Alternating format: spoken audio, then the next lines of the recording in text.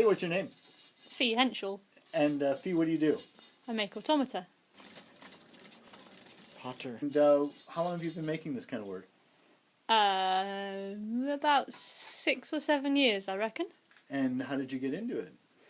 I did a fine art sculpture degree, and it was way too conceptual. Yeah. It was all too thought bound, so I got into making marionettes, and then actually Rob Higgs convinced me to do it because he was my neighbour for years. And he said, "Oh, if you make something really beautiful, you can put like a really crap simple mechanism on it, and everyone will be impressed." That's what I tried to do. And it seemed to work. Seemed to work. And people respond well to your work, obviously. Generally. Yeah. And if they don't, they're not telling me. And there's a lovely kind of dark, macabre side to it. I like to think with so. With the marionettes, the theatre piece. Oh, wait, did you hurt yourself? Where? Where? Where? Show me. Where? Can I talk to your mommy for just 1 minute? Okay, thank you. Bye. Speaking of dark and macabre. He helps no end. Lovely children you have. So I saw the puppet stuff you did. What was the whole concept behind that puppet theatre? It's called Nefarious Bone.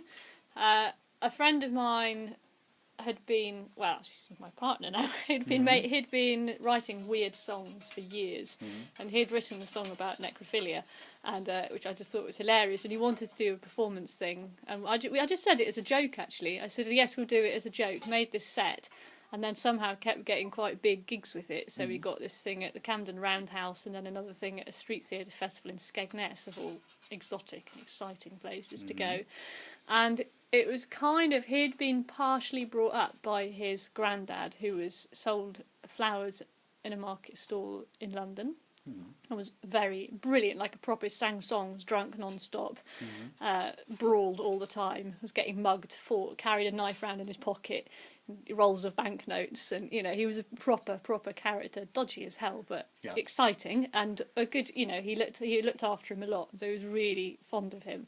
And I think it's sort of based around the songs that he used to sing to when Dave was little, so all sorts of old music hall kind of stuff. So it was that style, but darker, I think. Also, I lost my dad quite young, and so there was a bit of sort of, when I was 21, so there was definitely a bit of macabreness lurking that needed to come out somewhere, so I think that's where it came out, really. And telling it through puppets, what was did you always play with puppets when you were a kid and make them, or? No, but I used to go to Cabaret Mechanical Theatre when we'd visit London. My mum would take me there, so I loved automata. I don't know about puppets. I just sort of drifted into it when I was doing my degree. I suppose I'd always made stuff, always. And like as a kid, I was constantly making villages, cardboard villages and stuff, which is basically what I do now. I just don't use cardboard any longer.